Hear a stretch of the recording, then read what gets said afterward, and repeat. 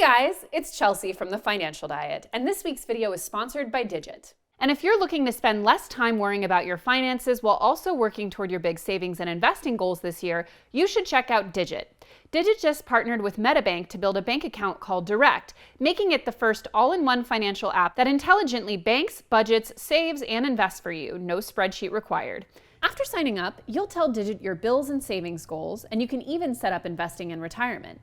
Digit will help guide your money into separate, dedicated accounts little by little each day so you can make progress on each of your own specific goals without having to think about it.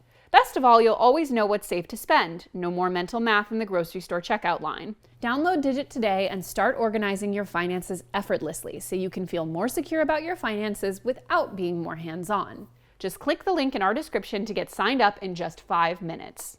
And today I am in my luxurious sweater that, I'm sorry, this is a total digression, but I got it at TJ Maxx. It's an Elie Tahari sweater. It was originally $360 and I got it for $85. I could not be happier with this purchase. I'm sorry. I had a gift card too, so I only spent like $20 out of pocket, and it is glorious. I don't know if it reads on camera, but anyway, I love it.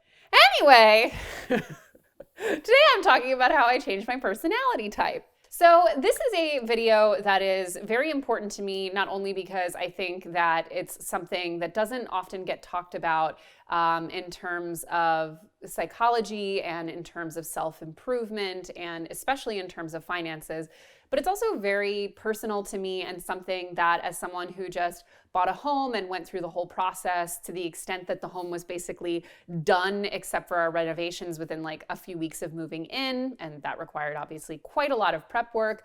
And I did a whole video about my home buying experience, which I'll link you to in the description. It's really been something that's been on my mind lately and something I want to share with you guys.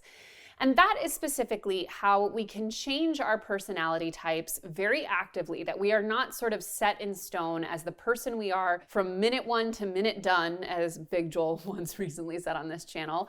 We're allowed to change and evolve, and we deserve to sort of update our self-perception as we make those changes. For those who don't know, I initially started TFD years ago because I had an incredibly toxic relationship to money.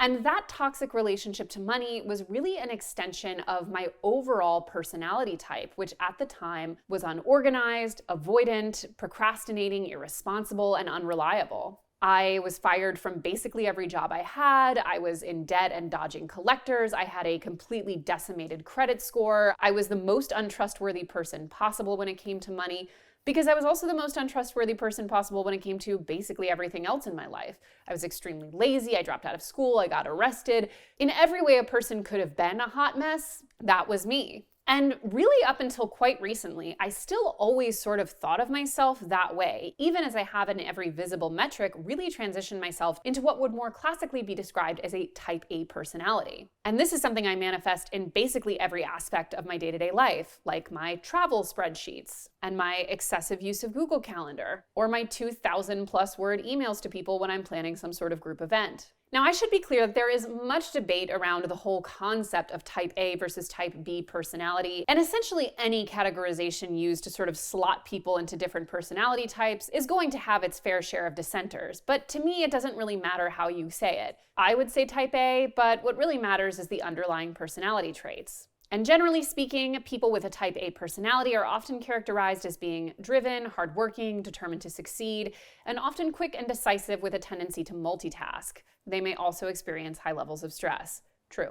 And I remember having a conversation recently where I was describing myself as being type B and, kind of a mess. And everyone at the table was like, girl, are you high? Like, you're the most type A person any of us know. Like, you're so obsessive. Like, you probably use like 15 different spreadsheets to plan for this dinner. Like, enough. And I think that that is really what is the most underrated and underdiscussed aspect of this phenomenon, is just how long we can hold on to outdated self-perceptions even against all available evidence. I now am sort of training myself to think of myself in a different way and therefore change my self-worth and my overall perception of what I'm capable of. But it is an ongoing process. And as I recently mentioned in a video about growing up poor and the effects that they can have on us psychologically through the rest of our lives, even if we, for example, might ascend to a different socioeconomic class, we still will have a tendency to think of ourselves through the prism of that underprivileged kid. The same is true for all kinds of personality traits. And as one article in PsychAlive put it, growing up, certain individuals may have been labeled as loud, intrusive, or shy and reclusive, yet these labels were inherently faulty as the behaviors that led to them were based on adaptations to their social environment. As children, people form defensive behaviors to cope with the emotional climate in their home. Unfortunately, these defenses, which may have felt adaptive in childhood, can go on to limit a person because they are no longer adaptive in adulthood. Once these definitions are laid down for a child, he or she often goes on to live out that self-concept. They know and believe that they are just that way, and then act in ways that support this belief. But this is not their authentic self or an accurate picture of who they are. It's what the author's father calls an accident of experience, which creates an accidental identity. The child is misperceived based on the parent's own defense systems, which impairs the ability to attune or relate sensitively to the child. The child then develops a false sense of their own identity and defenses that support it. But even if the previous version of your personality or specific traits about it really were authentic and true to your core, does not mean that they're unchangeable.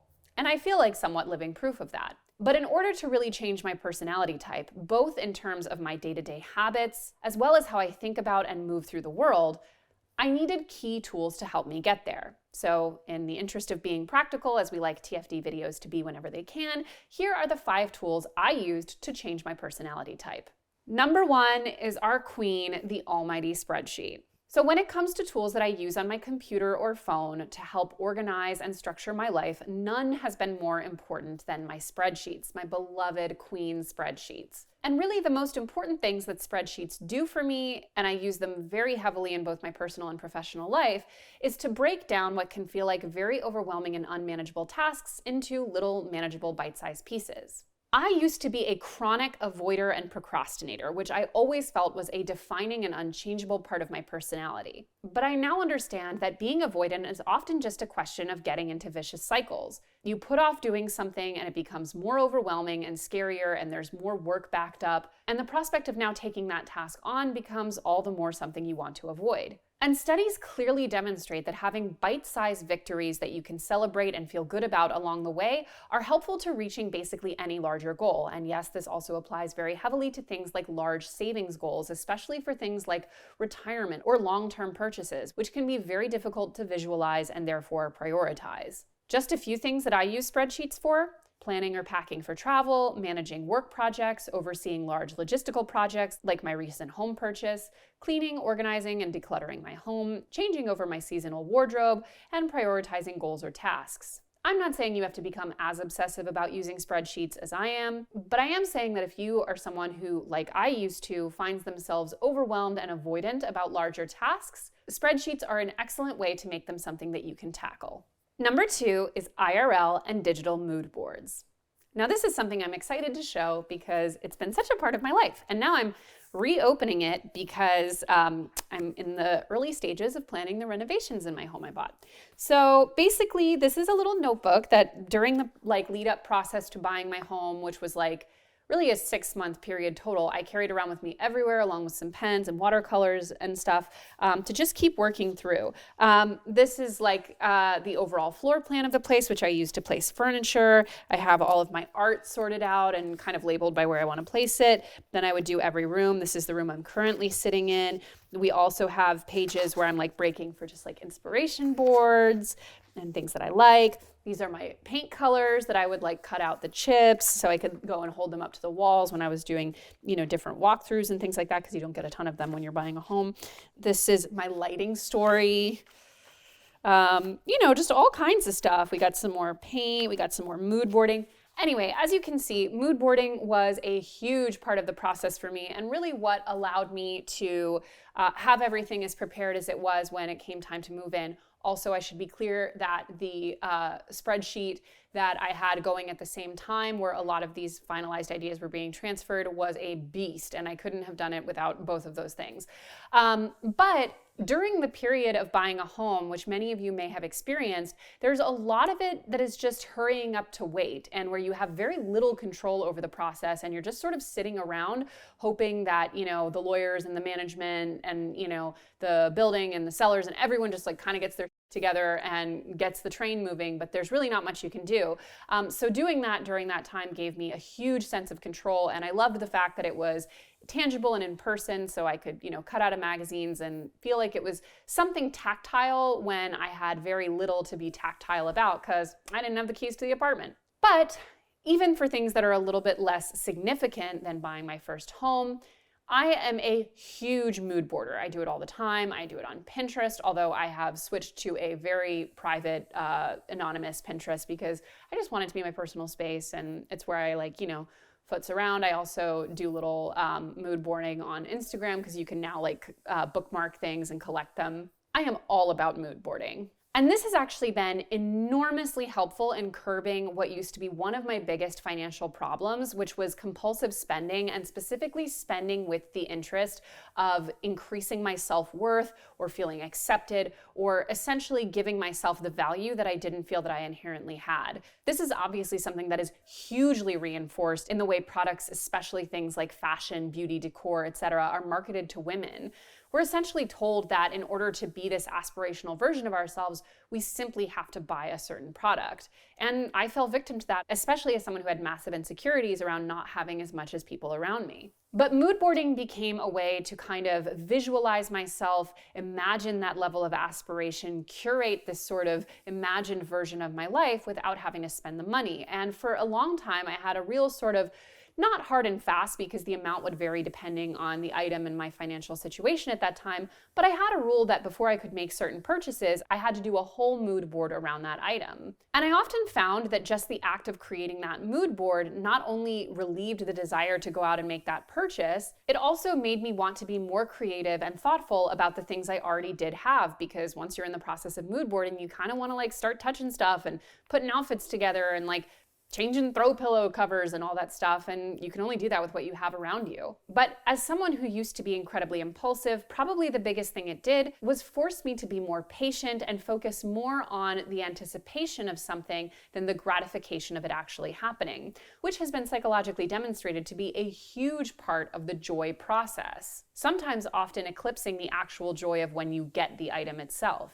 Our brains have a few structures which are triggered to reward us for behaviors associated with evolutionary forces such as survival and reproduction. Thus, we tend to think that dopamine production is simply related to receiving a reward. However, instead, it is not simply produced when a reward is received.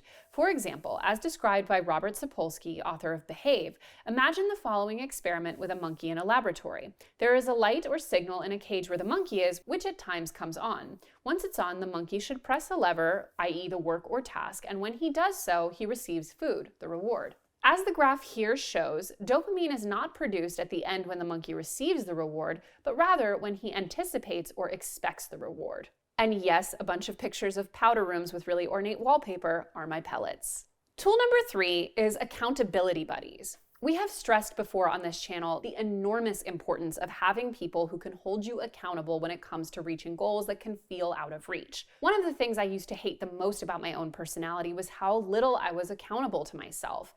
It took me a long time to understand that certain people are just not as intrinsically motivated and tend to be more reliable when someone else is counting on them or supporting them along the way.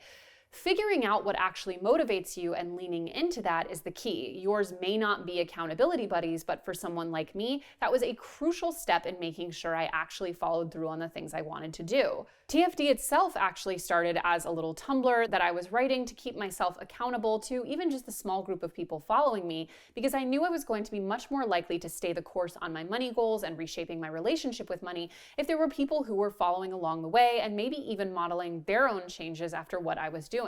As many of you might know, my current big project over the past year has been learning Spanish, and the fact that I have regular classes with a Spanish teacher who is very much at a peer level, who I've actually now been on a little vacation with and stuff, who's just cool as has been a really, really huge factor in keeping me motivated, because not only do I want to learn more to be able to have more authentic conversations with her, I also really care what she thinks and care that I'm not letting her down. Because while accountability can be a huge factor in people staying the course on their goals, especially if they're more extrinsically motivated like I am, What really matters is having the right type of person and the right type of reinforcement along the way. Conventional wisdom says that sharing is a good idea because having someone to hold you accountable can help you accomplish your goals. And research suggests that this is true, but only under certain conditions. A meta-analysis of a variety of goal tracking and sharing studies shows that the impact of accountability can vary pretty significantly depending on who is holding you accountable and what kind of accountability we're talking about. As far as the who goes,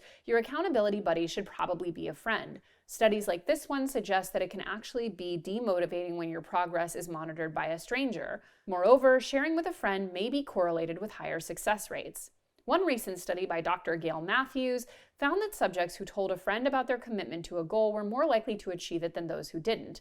And it shouldn't just be any friend. One study suggests that getting feedback from someone who will give you process praise, i.e. praise based on your effort and what you've actually done, will lead to better outcomes for you than reporting to someone who gives you person praise, praise based on your innate abilities or identity. Essentially, finding not just accountability, but the right kind of accountability has been night and day in transforming my ability to follow through on a goal, which eventually becomes a kind of self-fulfilling prophecy, because you now think of yourself as someone who's able to follow through on goals, and therefore feel more confident about following through on the next one, as opposed to always entering into them with that sort of lingering feeling in the back of your head that you're just going to bail out anyway. Tool number 4 was therapy, baby. Shout out to therapy. Big ups to therapy. We love that therapy, don't we, folks? Love it. Now listen. I'm starting this point clear and open about the fact that therapy can be prohibitively expensive for many people. For many people, it's not reimbursable through insurance. They're having a hard time finding qualified people in their area or someone who can work with their schedule or their budget, etc. I totally understand. As I've mentioned before on this channel, a dear friend of mine created a living Google Doc that's all about collecting affordable therapy options in your geographic area. We'll link you to that in the description. But even with that being said, it is not easy for everyone to get over that initial barrier to entry to get in therapy. I understand that. But that being said, if it is something that is possible for you to do, I think for most people, there is some benefit in doing it at least once because, I mean, listen, I don't know how many of you have just like a squeaky clean brain out there. I actually do know certain people that when I think about like what's going on in their head, that it's just like that SpongeBob, like living in the sunlight, loving in the moonlight, having a wonderful time. Anyway, there are certain people who are just like, no bad vibes allowed in their brain. And I'm really happy for them. But most of us could probably use therapy at least once in our lives. And quite frankly, therapy for me was more than anything just an opportunity to really reframe how I thought about myself. My time in therapy, my most recent time in therapy, really coincided with making a lot of personal life changes and kind of coming to terms with some changes in my life generally. And what therapy really allowed me to do was change the way, above all, that I thought about myself. Your mileage is going to vary, but for me, 3 of the most foundational things that I learned from therapy that really allowed me to not only truly change my personality type, but accept my new personality type were the following. Ultimately, you can only ever control yourself and your own reactions or behavior. And many times people will be led to therapy by external factors / other people. Cue that famous quote about like, people go to therapy for the people in their lives who won't go to therapy, which is like oversimplified, but sometimes true. And one of the most initially frustrating, but ultimately liberating things that you'll learn is that those circumstances or people may never change, but you can change the way that you respond to them. And this also means giving yourself permission to emotionally release anything that is not under your control, because worrying about it or obsessing over it are only going to cost you while doing basically nothing to help the situation. The second thing was that the most valuable and powerful forms of self-esteem and self-worth are going to come from demonstrating progress, consistency, and determination to yourself. What you do when no one's looking is going to be what ultimately builds your confidence with others. There's a lot of talk, I feel like, especially in like the Instagram therapy, sort of like self-care, discourse online that's just like, it's all about like, just having self-esteem, just like go to the store and like pick a can of self-esteem off the, the shelf and you're like, now you got it.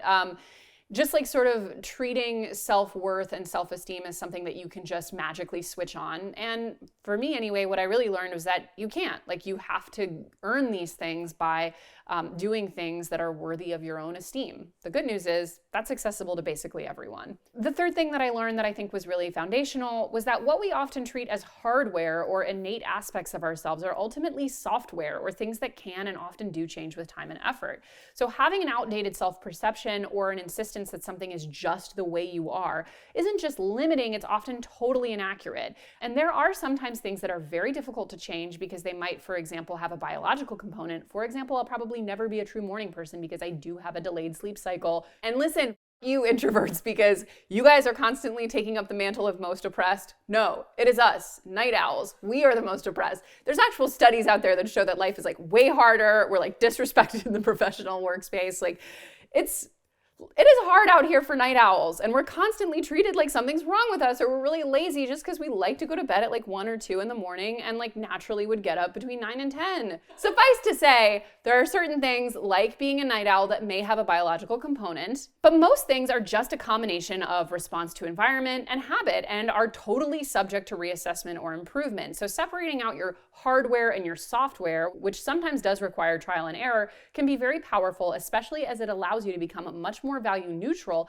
about the things that are less changeable, like me accepting the fact that I'm a night owl and I'm still worthy. Now, that being said, some people, and I feel like all these people are on Twitter, can get into the pitfall of like just going to therapy forever, and there's no like goal in mind. You're not like trying to like work on something specific. You're just like always in there, circling the same drain. And I think that can also be a little bit dangerous too, especially because it can give the false impression that you're like doing something about a problem. Like you can easily conflate talking about a problem or acknowledging something about yourself with actually changing it or improving in some way. So, be goal-oriented with your therapy and don't just like go in it forever if you can afford to do that. But yeah, therapy, big ups to therapy.